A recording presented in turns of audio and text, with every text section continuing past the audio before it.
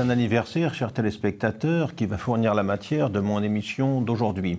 Il y a en effet 250 ans, la Corse était rattachée à la France, donc en 1768, sous le règne de Louis XV. Et c'est cette question que je me propose d'aborder. La Corse, petite île méditerranéenne au large des côtes de Toscane, qui était restée dans une large mesure avec sa société traditionnelle en dehors de la grande histoire au cours des siècles précédents, qui n'avait été qu'un enjeu secondaire dans la lutte entre la France des Valois et l'Empire et l'Espagne de Charles Quint.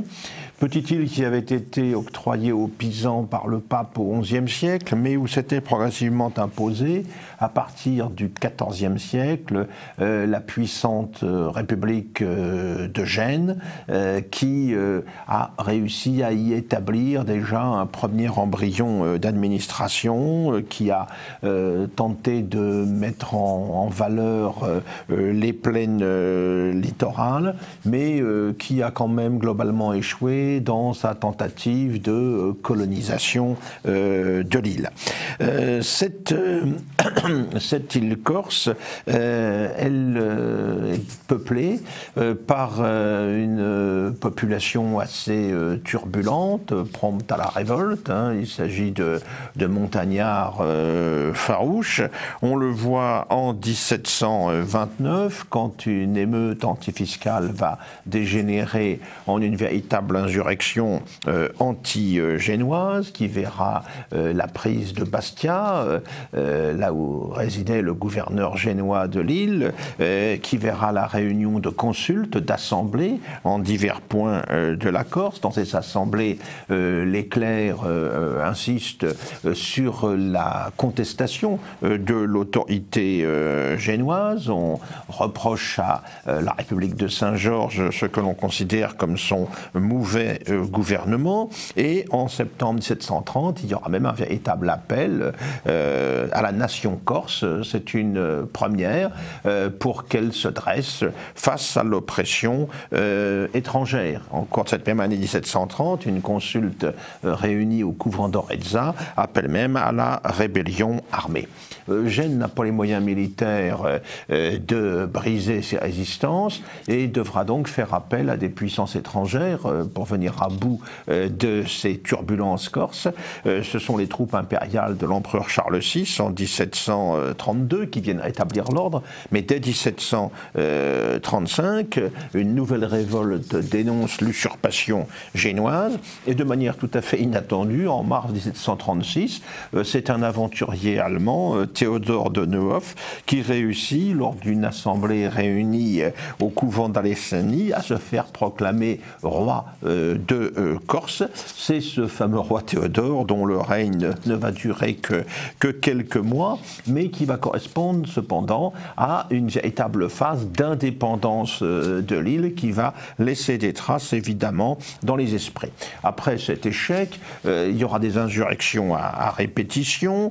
Au cours de l'une d'entre elles, c'est le jeune Pascal Paoli, en 1755, il est seulement âgé de 30 ans alors, qui va prendre la tête du mouvement au nom d'un certain nombre de principes tout à fait nouveaux dans l'Europe d'alors: la souveraineté de la nation, l'égalité des droits, la revendication d'une constitution. Nous sommes là, on le voit, pratiquement un demi-siècle avant les grands, non pas un demi-siècle, un quart de siècle en gros, avant les mouvements révolutionnaires qui surviendront aux États-Unis puis en France.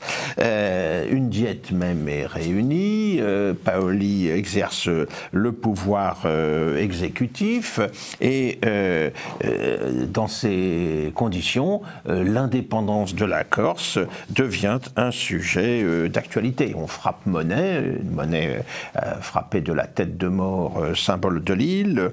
On crée en 1765 l'université de Corté, on installe une imprimerie en Corse, on crée une gazette, on édite de plusieurs livres politiques défendant l'indépendance de la Corse, et on organise aussi tout un effort de propagande qui sera bien relayé en Europe.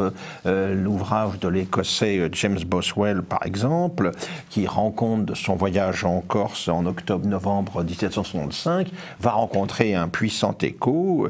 Il sera traduit dans de nombreuses langues du continent, en italien, en français, en néerlandais, en allemand, et au point que la Corse va devenir une étape obligée pour les jeunes aristocrates anglais qui font alors leur grand tour sur le continent européen. Pour beaucoup de penseurs de l'époque, nous sommes au cœur de l'époque des Lumières, eh bien la Corse devient le modèle, le symbole d'une nation libre, et on sait quelle réflexion elle va inspirer à Jean-Jacques Rousseau, qui exalte le génie national corse et propose même en 1764-65 un projet de constitution pour la Corse. Il en concevra un autre pour la Pologne. Nous sommes à l'époque en gros du contrat social, il est tourné vers la réflexion politique, et ce projet de constitution pour la Corse va retenir évidemment l'intérêt. Mais cette situation ne pouvait s'éterniser. Gênes va faire appel à la France pour se tirer de ce mauvais pas.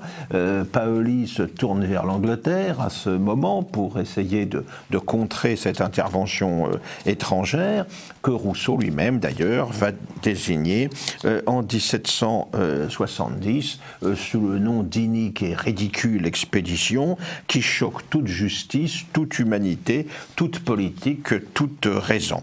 Et en Europe d'ailleurs, l'intervention française sera généralement mal perçue par l'opinion éclairée.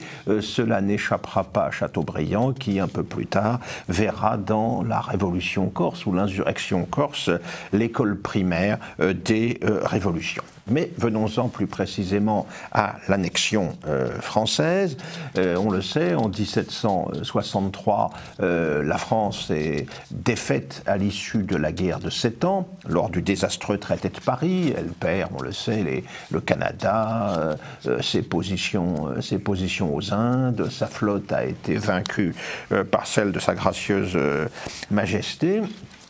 Et la France va se tourner davantage vers la Méditerranée. Or, il se trouve qu'elle est intervenue à plusieurs reprises pour soutenir la République de Gênes dans la gestion difficile de la question corse. Et de ce fait, la République de Saint-Georges lui doit des sommes d'argent assez considérables. Et la France est en situation d'en exiger le paiement. Finalement, pour échapper à ces contraintes, Gênes va accepter de signer le traité de Versailles le 15 mai 1768, par lequel la cité ligure va abandonner l'exercice provisoire, c'est précisé, de sa suzeraineté sur l'île au roi de France.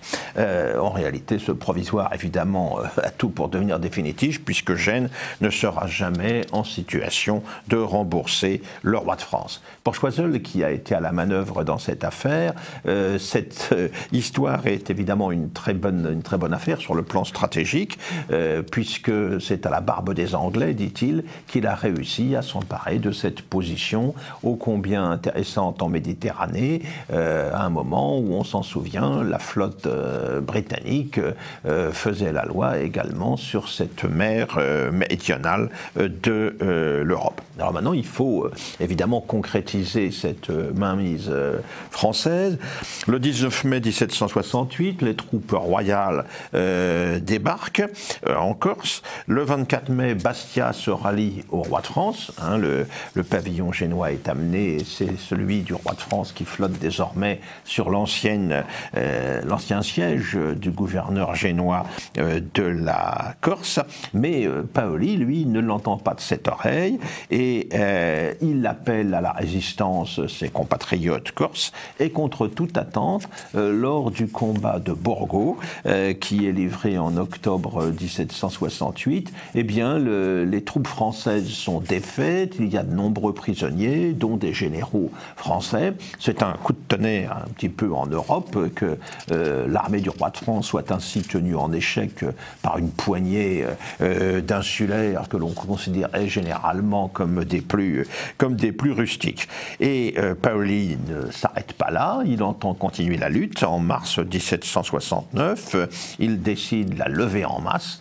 Tous les hommes aptes à combattre de 16 à 60 ans sont mobilisés. Ça lui vaudra peu de ressources en fait, car l'île à l'époque n'est peuplée que de 120 000 habitants, dont seul un quart correspondent à la capacité de faire campagne. Hein. Donc ça représente à peu près en tout 30 000 hommes disponibles. En face, il y a un royaume de France de 25 millions d'habitants, le plus peuplé de l'Europe occidentale alors, et avec la capacité de lever des troupes, évidemment, dans des proportions beaucoup plus considérables. Hein. L'armée royale au XVIIIe siècle, en gros, c'est 200 000 hommes en temps de paix. Donc, le défi apparaît considérable pour Paoli, qui ne peut réunir que quelques milliers de combattants. De plus, tout cela s'opère dans une confusion assez générale, car les troupes ainsi réunies ne sont pas habituées à la manœuvre face aux troupes françaises qui ont une expérience évidemment beaucoup plus grande. Et à Ponte Novo, sur la rivière Golo, eh bien, les Corses vont subir une défaite complète. Paoli n'a d'autre issue que de s'exiler à Londres. Les Français s'installent et mettent en œuvre une répression sévère des menées indépendantistes. La résistance n'en continue pas moins, et on verra 14 patriotes corses qui seront pendus en 1774 dans le Niolo, par exemple. Donc l'intervention de 1768, on le voit, n'a pas suffi d'emblée à soumettre les velléités indépendantistes. On va déporter au bagne de Toulon de nombreux autres résistants, donc c'est en force que les Français s'installent. Mais très vite, en quelques années, les Corses constatent les progrès liés à la présence française, notamment du fait des aménagements qui sont réalisés dans les villes de l'île, des perspectives de développement du commerce avec Marseille également. De plus, la France, habilement, de 1771 à 1789, va donner des lettres d'anoblissement à toute une série de nobles corses ou de bourgeois corses aussi d'ailleurs. Une centaine de familles seront ainsi reconnues nobles, ce qui ferait un ensemble de à peu près 5000 personnes parmi les insulaires. C'est ainsi que la famille Bonaparte bénéficie de cette mesure en 1771, la famille Pozzo di Borgo en 1774. C'est évidemment un moyen d'intégrer les élites locales au royaume de France de la manière la plus efficace possible.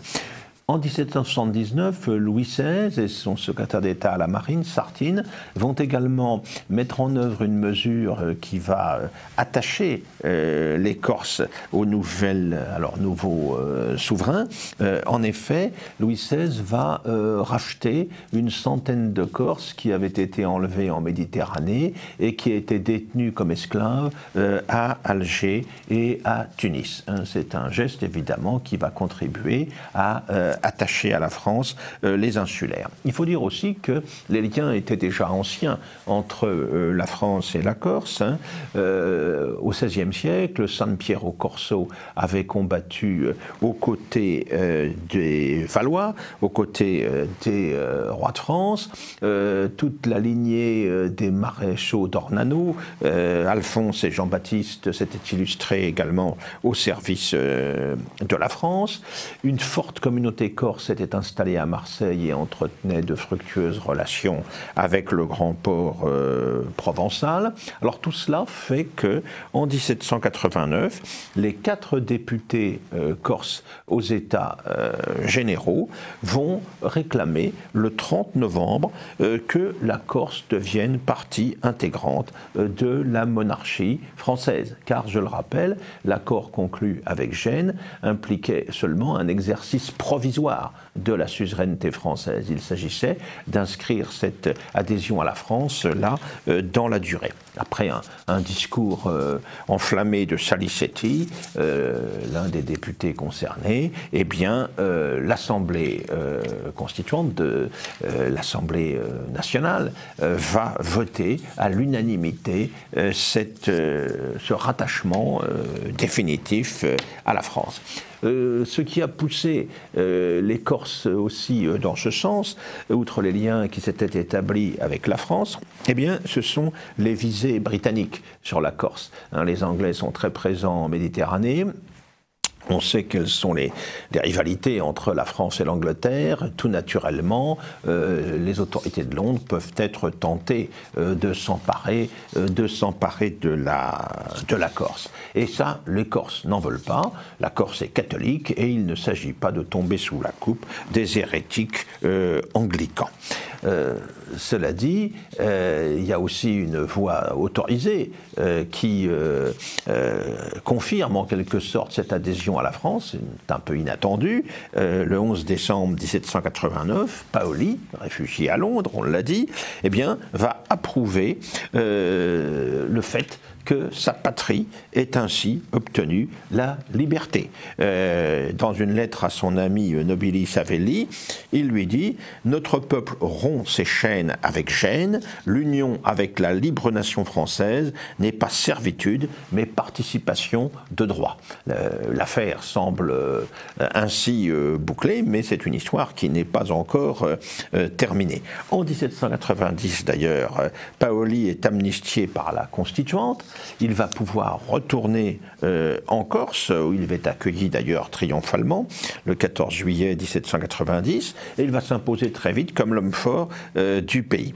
Mais on le sait, la Révolution va suivre des voies compliquées au cours des années suivantes, et en 1793, celui qui apparaissait comme le champion de l'indépendance corse va rompre avec la Convention, la Convention qui s'est lancée qui a condamné à mort Louis XVI, qui s'est lancée de fait dans la guerre contre l'Europe, rassemblée contre elle avec la première coalition. Eh bien, Paoli rompt avec cette France qu'il ne reconnaît plus. Il va de ce fait se tourner naturellement vers l'Angleterre, qui est automatiquement l'allié de ces dissidents corses.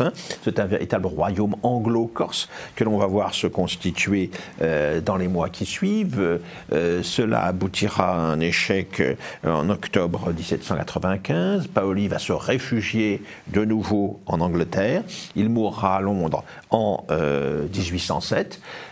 Un cénotaphe sera établi, il y est toujours pour lui à l'abbaye de Westminster, même si ses cendres ont été ramenées dans son village natal. En attendant, la Corse est devenue française et elle va évidemment s'intégrer d'autant mieux à sa nouvelle souveraineté que l'aventure napoléonienne, ensuite le Second Empire qui s'inscrit dans cette continuité, vont favoriser son intégration à la France, qui ne sera pas sérieusement remise en cause jusqu'aux années 1970, quand on verra fleurir un nationalisme insulaire, voire des revendications indépendantistes qui demeurent, on le sait, d'actualité encore aujourd'hui.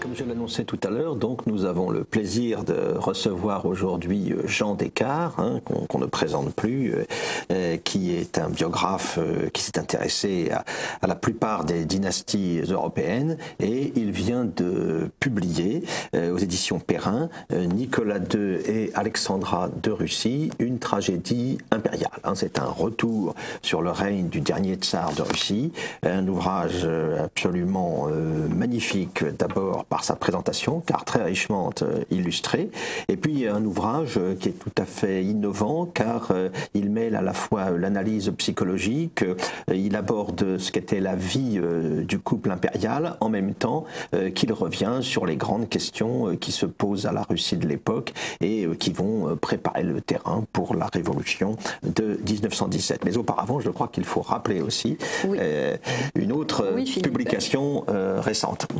Les gens qui aiment les romans de Guy Descartes seront ravis, car Flammarion vient enfin, si j'ose dire, de rééditer 4 romans sous une forme très, très compacte et très, très agréable, avec une préface de Jean Descartes. Donc je crois que beaucoup de gens vont se précipiter sur ce livre et retrouver l'univers de Guy Descartes qui était étonnamment moderne et qui nous étonne toujours. Donc c'est une belle réalisation et bravo à Flammarion d'avoir ressorti ce livre dans la série Les Grands Romans, donc avec préface de Jean Descartes. Et oui, comme vous l'avez dit, le livre Nicolas II et Alexandra de Russie est absolument passionnant parce que nous découvrons la vie intime de ce couple, et c'est à mon sens la première fois que on a une image aussi personnelle et aussi touchante de ce livre, qui, je dois dire, m'a tiré des larmes à la fin, et pourtant je connaissais la fin. Oui, nous avons affaire là à une matière tout à fait passionnante, et ce qui est impressionnant, évidemment, ce sont les lectures successives que l'on a connues de cette séquence, car après la Révolution russe, et à l'époque où s'imposait dans le monde intellectuel l'hégémonie communiste, évidemment, le pauvre Nicolas II était voué aux gémonies. Au mieux, on lui reprochait sa faiblesse. Au pire, il représentait l'arbitraire de l'absolutisme impérial. Et puis, contre toute attente, il faut bien le dire, ce fut une grande surprise quand la Russie s'est débarrassée, après 3/4 de siècle, du système communiste, au début des années 90 déjà. Il y a eu un retour d'intérêt pour cette période, pour les acteurs concernés, et on pourrait même parler, le terme est malheureux, mais d'une certaine réhabilitation de Nicolas II, qui s'est opéré, à qui on a accordé à sa mémoire des honneurs tout à fait inattendus. On n'imaginait pas du tout un scénario de ce type quelques années plus tôt. Ce qui valait pour Nicolas II a valu aussi pour d'autres personnalités, je pense notamment au général Dénikine, mais je crois, Jean Descartes, que vous avez suivi de près tout ce processus. Sur place. Je crois qu'il faut d'abord se souvenir que la Russie a la religion de l'histoire. Elle l'avait même sous Staline, plus ou moins objective, mais elle l'a toujours eu. Il y a une passion chez les Russes pour l'histoire. Aujourd'hui encore, les grands-mères des environs de Moscou disent à leurs petits-enfants passage, si tu continues, j'appelle le général Corse, en riant. Donc la fascination des grands personnages. Alors, il s'est passé des événements étonnants, mais la particularité de la famille Romanov, la famille impériale, c'est qu'elle a été, avant 1914, la famille la plus photographiée et filmée par elle-même, notamment, passionnée par la technique moderne de l'image. Voir le tsar embrasser sa femme sur la bouche en 1905, c'est tout de même quelque chose d'exceptionnel, où le même tsar Nicolas II se baignait nu, sans ambiguïté, dans la Baltique avec ses officiers parce qu'on aime le soleil et que c'est une tradition nordique. Bon. Donc, nous avons une série de documents fabuleux qui ont commencé à réapparaître dans les années 1990 et qui avaient été conservés en même temps que des mémoires, témoignages, journaux intimes, car Lénine, il faut le rappeler, avait dit « on doit respecter le passé, le respect du passé n'est pas l'admiration du passé ». Par conséquent, il n'y a pas eu ce vandalisme, je dirais, patrimonial systématique. Alors il y a eu bien entendu des conditions de conservation souvent précaires à cause du froid, de la guerre civile, des 2 guerres mondiales et du totalitarisme et de l'horreur stalinienne, bien entendu. Mais beaucoup d'éléments étaient gardés. Et lorsque j'ai pu avoir accès à un certain nombre de documents à partir des années, je dirais même 85, cette famille m'est apparue la plus proche de toutes les anciennes familles régnantes par rapport aux Britanniques, à l'Allemagne, à la Maison d'Autriche, etc., puisqu'on les voit dans leur vie quotidienne.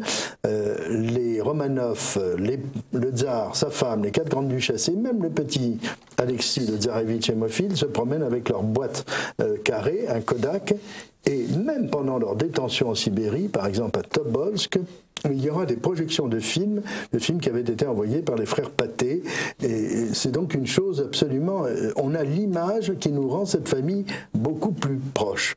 Alors, l'autre élément qui a permis de mieux connaître Nicolas II et d'avoir une vision moins négative de sa part est lié à la fameuse énigme Anastasia, dont j'ai démontré qu'elle était évidemment une imposture, parce qu'en 1984, lorsque la fameuse Madame X, soi-disant grande-duchesse, qui avait été Madame Anderson et qui était devenue Madame Manahan, épouse d'un professeur de l'Université de Virginie aux États-Unis, lorsqu'elle est morte, et selon sa volonté incinérée, est réapparue l'ombre du puissant Edgar Hoover, le patron du FBI, qui aux États-Unis, dès les années 30, avait trouvé qu'il y avait beaucoup de mouvements de fond et d'incertitudes autour de la colonie des Russes blancs et de cette soi-disant grande duchesse qui aurait échappé au massacre d'Ekaterinbourg.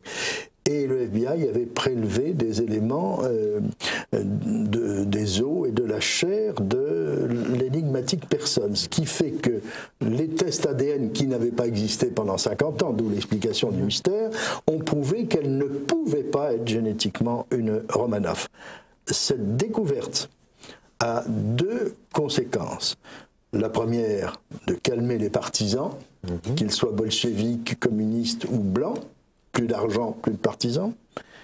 Et la seconde, de découvrir, à la suite de la révélation par le gouverneur de la Banque d'Angleterre, sur autorisation spéciale de la reine Elisabeth II, de donner l'état des comptes des cousins Romanov en 1914, comptes bancaires déposés dans la Bank of England, eh bien, on prouve que dès fin 1914, le tsar avait rapatrié sa fortune en Russie pour soutenir l'effort de guerre russe, armement, munitions, uniformes, ravitaillement, et que la tsarine Alexandra, l'allemande si impopulaire, si peu aimée, si hautaine, qui n'avait jamais pu être une véritable russe malgré tous ses efforts, l'allemande avait fait de même en rapatriant ses fonds depuis Berlin. Donc la conséquence sur l'affaire Anastasia, c'est que le tsar apparaît comme un patriote. Et ça c'est très important dans la culture russe, il faut relire Tolstoï à ce sujet. Donc le tsar a défendu la patrie. Ce qui aujourd'hui aboutit à des événements incroyables, comme j'en ai vu il y a une dizaine d'années, sur la place Rouge, un défilé ahurissant où on avait des portraits du tsar Nicolas II et des portraits de Staline présentés tous les deux comme défenseurs de la terre russe. Et je vais plus loin pour montrer ce retour de la mémoire qui est très courageux en Russie et qui est une leçon que la France devrait bien retenir, bien au-delà. J'ai assisté près de Novosibirsk il y a 2 ans, dans un des voyages que j'organisais, à la réinauguration de la statue du tsar Alexandre III, l'artisan de l'alliance franco-russe, cet homme qui était si gros, quand il était à cheval, on disait, on se demande lequel des deux est l'animal, bien, et qui avait été un homme pacifique et qui avait fini par considérer que la France était très fréquentable. C'est lui qui arrivait à plier une pièce d'argent entre ses deux doigts. Absolument. Il faut le faire quand même. Et cette statue est réinaugurée et à 250 mètres de là est restée en place, un peu nettoyée, une statue de Lénine. Alors ça paraît aberrant, pas du tout. Ça montre que les Russes ont bien compris ce que j'ai tenté en vain d'essayer de faire comprendre à certaines autorités françaises, que l'histoire n'est pas un menu à la carte où on prendrait de soi-disant bons morceaux pour rejeter les mauvais. L'histoire est un menu complet. Et les Russes prouvent que leur histoire n'est pas née en 1917, et nous on essaye de nous faire croire que la France est née en 1789, ce qui est absolument insupportable. Donc, si vous voulez, cette continuité fait que on réexamine les choses avec un peu plus de sérénité, d'autant que dans le fond, et ça là je l'ai vécu, la fin de l'URSS a été une humiliation pour des dizaines de millions de gens, il faut le comprendre, je ne suis pas sûr qu'en France on l'ait compris. J'étais dans un avion de l'aéroflotte soviétique, un avion, je me demande comment je suis encore vivant, un vieux Tupolev, qui était en panne de carburant à Irkoutsk, la ville chère à Michel Strogoff et à Jules Verne. Et on a fait la quête auprès des 9 passagers étrangers, dont moi, pour donner chacun $20 pour racheter du carburant pour rentrer à Moscou. C'est ça la fin de l'Union soviétique. De même, les survivants du siège de 900 jours de Leningrad, sur la perspective Nevsky de Leningrad, vendaient leurs médailles et leurs décorations. Alors, avec Gorbatchev, vous avez la fin de l'URSS, Avec Boris Eltsine, vous avez l'intermède mafieux, alcoolique et chancelant et la fin de la guerre froide, mais déjà une prise de conscience de l'histoire, car des soviétiques dans les années 1960, un géologue et un cinéaste très bien vu du Kremlin, étaient revenus sur les conditions de l'exécution et du transport, surtout des corps de la famille Romanov dans notre forêt de l'Oural, car ils avaient entendu des témoignages, et il y a une raison technique très intéressante que les tueurs avaient oubliée, c'est que l'assassinat avait eu lieu en plein été à l'est dans l'Oural et que le soleil se lève très tôt et qu'à 4 h du matin, on avait vu. On avait été réveillés par ces cris atroces et ces hurlements de ces hommes qui devaient être ivres de fatigue, d'alcool et qui essayaient de faire disparaître les ossements de la famille impériale avec de la chaux, de l'acide, etc. et qui étaient revenus une nuit après, puisque le travail n'avait pas été assez bien fait, ce qui explique la naissance de la possibilité de l'énigme Anastasia. Bon,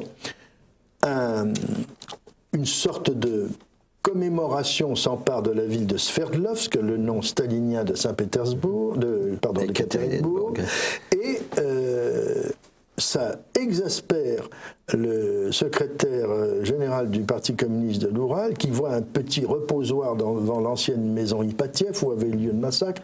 Il fait raser la maison, mal lui en prend, la population qui a le sens de l'histoire dit: c'est une horreur qui s'est passée là, surtout l'assassinat de l'enfant, le petit Tsarevitch. Pourquoi s'acharner, etc. Un nouveau reposoir. Il ne peut pas reconstruire la maison, mais il est exaspéré. Eh bien, c'était un certain Boris Eltsine, et c'est celui que j'ai vu le 17 juillet 1998 se frapper la poitrine dans la cathédrale Saint-Pierre et Saint-Paul de Saint-Pétersbourg, devant les restes qui étaient alors identifiés du tsar, de 3 de ses enfants, de leurs serviteurs, du médecin, notamment le docteur Botkin, et demander pardon pour les crimes du bolchevisme, du stalinisme et de leurs successeurs. Et Mme Eltsine était à genoux, cela sous l'œil de 50 ambassadeurs accrédités à Moscou, des descendants des Romanov, en particulier le prince Michel Romanov, du prince de Kent, représentant personnel de la reine Elisabeth II, etc. C'était hallucinant. Et c'était une leçon d'histoire. Je dois dire que quand j'ai montré la photo que j'ai faite, et qui se trouve dans ce livre, et que je me suis permis de dire au président Jacques Chirac que la République française s'honorerait de demander pardon pour les horreurs des guerres de Vendée. Il était furieux, il m'a répondu que la Shoah avait été plus grave. Je lui ai dit, monsieur le président de la République, ne comparez pas des horreurs, mais des dizaines de milliers de morts, pour ne pas dire plus, en Vendée, des colonnes infernales de Turow qui faisaient ouvrir le ventre des femmes enceintes, retirer des fœtus et mettre du fourrage dans leur ventre pour que les chevaux puissent se nourrir, et que cet homme a son nom sur l'Arc de Triomphe. Est-ce que ce n'est pas un génocide dont la République s'honorerait à demander pardon? Alors voilà, donc une perspective évidemment tout à fait intéressante quant à la perception qu'ont les Russes de cette séquence, de cette histoire. Alors vous apportez un certain nombre de regards nouveaux sur ce sujet, sur ce couple, Nicolas et Alexandra. Pouvez-vous nous parler justement de l'impératrice, de la tsarine Alexandra, parce qu'elle est finalement assez méconnue. La petite Alix, qui était surnommée Sonny, c'est-à-dire qu'elle était une petite fille pleine de vie, de joie de vivre, et qu'est-ce qui s'est passé? Une petite fille de la reine Victoria, parce que nous retombons toujours sur le rameau victorien, la famille d'Europe, qui est une femme très belle, mais qui a d'abord un problème de foi. La conversion du luthérianisme à la religion orthodoxe, lorsqu'il a été convenu qu'elle allait épouser le futur tsar, Alexandre III est encore vivant, il avait déjà jugé que son éventuelle belle-fille était hautaine et distante, un peu froide. Bien. Elle avait été marquée par la mort de sa mère, par la mort d'une de ses sœurs, par la mort de son frère. Enfin, il y a eu beaucoup de drames dans sa famille, et elle n'avait pas eu la capacité de se redresser comme une de ses sœurs, elle là, qui avait mieux, je vais dire, subi ces chocs et qui s'en était remis. Il y a une sorte de fatalité autour de cette jeune fille, puis jeune femme, qui est marquée par la mort assez rapidement et frappée par ça. Bon, elle a un trait de caractère qui est terrible, c'est qu'elle ne sait pas aller vers les gens, elle n'est pas, nous dirions mondaine, mais elle n'est pas tournée vers les autres, comme l'était la veuve d'Alexandre III, qui sera sa belle-mère, et qui, donc, ça fait une différence terrible. On plus chaleureuse. Voilà, on la prend pour quelqu'un de hautain et de distinct. C'est de la timidité. Voilà, une timidité, elle est mal à l'aise, et elle souffre en fait d'un problème de maladie nerveuse, qui n'est pas du tout un problème cardiaque, comme on l'a souvent répété et on le démontre. Et elle va être ensuite marqué par le drame, puisque Nicolas II épouse très rapidement cette jeune fille, cette jeune personne, après la mort de son père, dans les 15 jours. Et elle dira, et ça va la marquer de sa vie, je suis arrivé au mariage dans l'atmosphère du deuil, ma robe qui était noire est devenue blanche. Et on va le lui reprocher tout de suite de cette mariée trop tôt, ce qui était une décision du nouveau tsar, et avec une dérogation de l'Église orthodoxe. Donc elle est déjà, j'allais dire, coupable. Et malheureusement, elle ne va rien arranger, parce qu'elle, étant très timide et confite en dévotion, comme beaucoup de gens, lorsqu'ils changent de religion, elle se met à être plus russe que les autres, en fréquentant des personnages étranges liés à la religion, en tapissant les murs de sa chambre d'icônes, et nous enchaînons sur le drame qui les résume tous, en espérant avoir un fils. Comme on sait, 4 grossesses, 4 filles, 4 grandes duchesses. Mais en bonne santé, charmante. Alors, la faute de Nicolas II, la première, il y en a beaucoup, bien sûr, mais à titre personnel, il aurait dû changer la loi dynastique. C'était facile, mais il était trop épris de conservatisme. Alors, je rappelle que la loi dynastique remontait à Paul Ier, ce fils tsar fou de Catherine II, qui détestait tellement sa mère qu'il s'était mis à détester le pouvoir au féminin. Alors, bien sûr, avec le temps, le docteur Freud aurait peut-être pu régler ça, mais ça n'avait plus cours en 1904-1905. Enfin, c'est assez ridicule, mais navrant, car les conséquences sont terribles, car quand enfin, en 1904, à la suite de diverses interventions ou simplement par les lois de la nature... Oui, elle va jusqu'à se baigner dans la fontaine de Saint-Séraphin. Miraculeusement, une grossesse survient et un accouchement, un fils, et on voit bien que ce bonheur est tout de suite grevé d'une lourde hypothèque. L'enfant est hémophile. On a vu une hémorragie au niveau de l'abdomen. Et là, pour Alexandra, puisque Alice est devenue Alexandra, elle est accablée. Déjà, elle se sentait porter plusieurs poids de drame, est accablée car elle est responsable d'avoir transmis l'hémophilie. Seules les femmes la transmettent et seuls les individus de sexe masculin sont frappés. Donc, après avoir été incapable, selon l'opinion russe et la cour, de donner un héritier au tsar, quand elle en donne un, il est malade et en danger de mort. Donc, à partir de ce moment-là, pour elle et pour Nicolas II, la vie devient un cauchemar, car à chaque seconde, l'héritier du trône peut être mourant, frappé par cette hémorragie. Et je pense que ça a été épouvantable et que cette menace permanente, on le voit sur les photos, a faussé la vision que Nicolas II, qui n'était déjà pas la personne qu'il aurait fallu à ce moment-là pour diriger la Russie, a faussé sa vision, car du moment qu'il avait sa vie de famille, sa vie de petit bourgeois, c'est un tsar petit bourgeois, alors qu'il aurait fallu un homme d'envergure, il n'y a rien de grave qui peut arriver et il se détourne de la politique. Et c'est comme ça que le pervers et intelligent, magnétiseur et hypnotiseur Raspoutine, s'apercevant que l'impératrice est, si vous me permettez l'expression, le maillon faible du couple, parce qu'elle tremble pour la santé de son fils, ce que l'on comprend évidemment, va se glisser, prendre une importance anormale. Et pour conclure sur ce volet, je dirais que en fait, rapidement, Nicolas II sait et apprend les perversions, les orgies, les manipulations en tout genre de Raspoutine, selon les rapports de police. Il est furieux quand on lui en parle, mais la chose la pire, ce serait que Raspoutine soit éliminer, car au moins, il est apparu comme un guérisseur. Alors, il faut bien préciser, ce n'est pas un guérisseur, comme on pourrait le dire.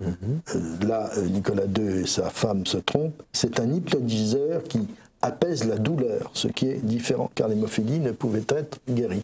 Mais à partir du moment où l'enfant ne souffre plus, et avec cette chose incroyable en 1912, un télégramme de guérison, on n'a pas d'explication à ce sujet, sinon que c'est peut-être une chance de la nature à ce moment-là qui résorbe un hématome. Enfin, ça donne un pouvoir tout puissant sur le couple impérial en le discréditant, parce que le personnage est plus que douteux, et au moment de la guerre de 14, il est intéressant de noter qu'il envoie un télégramme au tsar pour lui dire « si tu entres en guerre, ce sera le chaos en Russie ».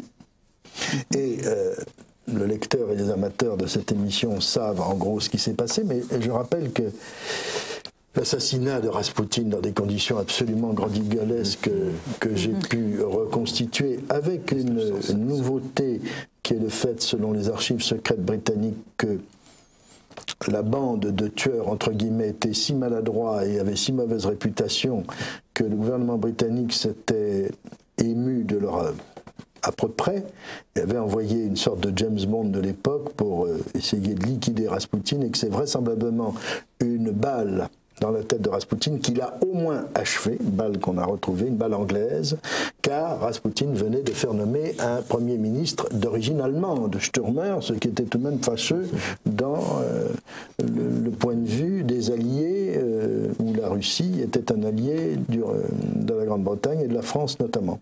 Donc, il y a ce personnage fantastique qui, sachant qu'il était menacé, il avait échappé, Raspoutine, à plusieurs tentatives d'assassinat, parce qu'il y avait tout, la prévarication, les maris jaloux, la police, enfin il y avait tout ce que l'on pouvait regrouper de gens mécontents et de femmes hystériques qui le protégeaient. Et n'oublions pas que Nicolas II fait protéger la maison de Raspoutine pour garder l'hypnotiseur en état de fonctionnement pour leur fils. C'est ça qui est épouvantable. Tout est focalisé à ce sujet.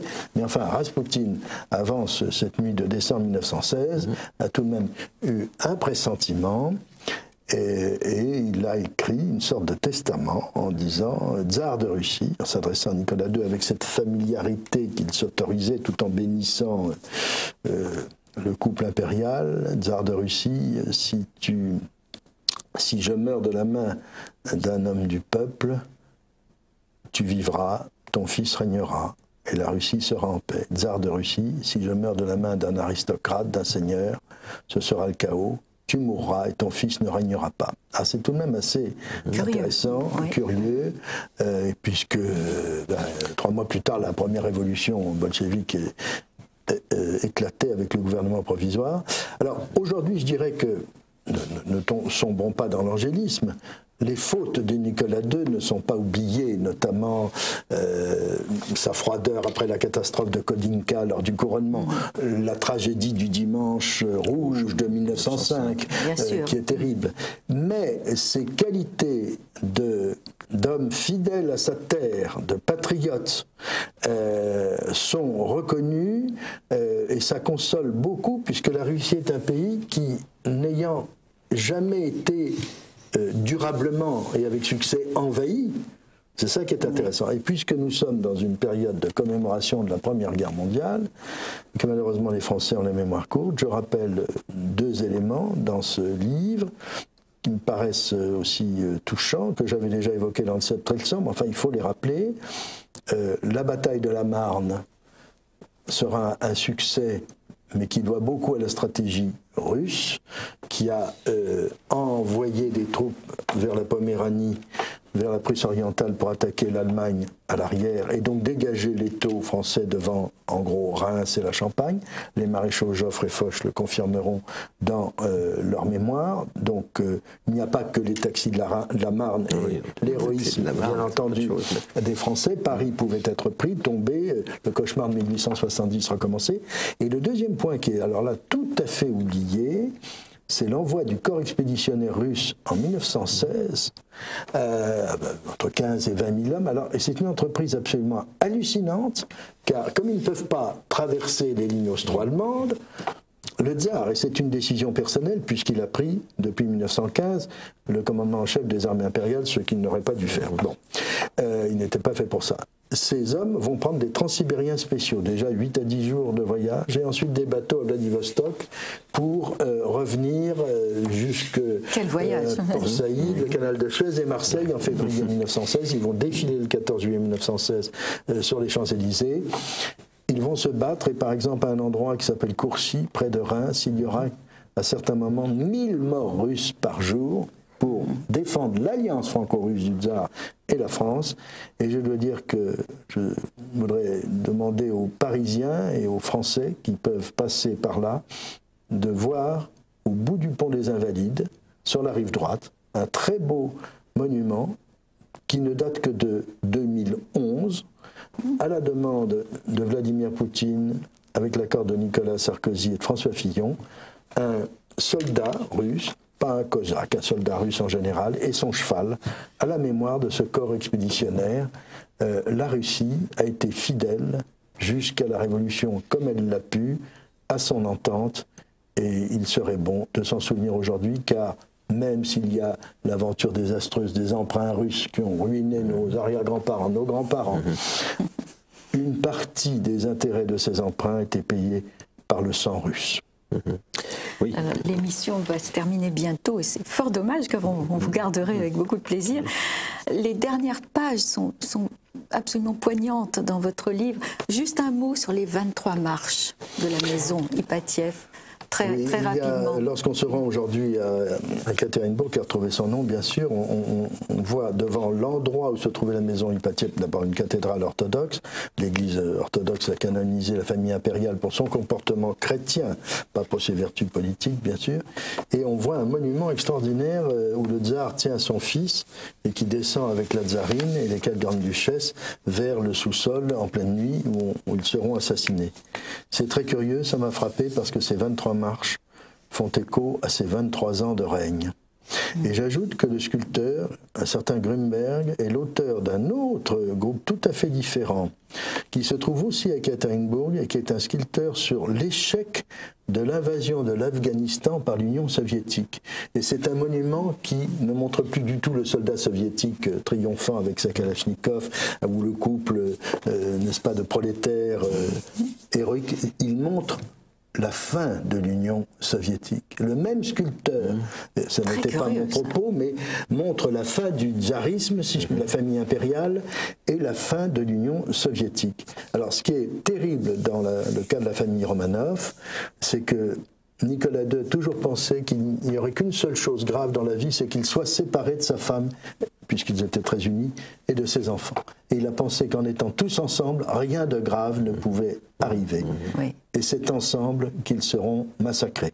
Mais l'affaire reste, je l'ai dit, d'actualité, puisque de nouveaux examens ont été faits sur les restes du tsar pour les comparer à ceux du tsarevitch Alexis, qu'on a retrouvé plus tard, et de la grande duchesse Maria, qui pourraient être inhumés dans les temps prochains, peut-être en début d'année, ce qui montre que la Russie, dont on a souligné en France uniquement les défauts ces temps-ci, a au moins, entre autres, une qualité, celle de respecter son passé. Bien, merci beaucoup Jean Descartes pour cette évocation tout à fait passionnante. Je rappelle le titre de votre ouvrage, Nicolas II et Alexandra de Russie, une tragédie impériale, paru donc aux éditions Perrin. Merci Jean, et à bientôt chers amis téléspectateurs.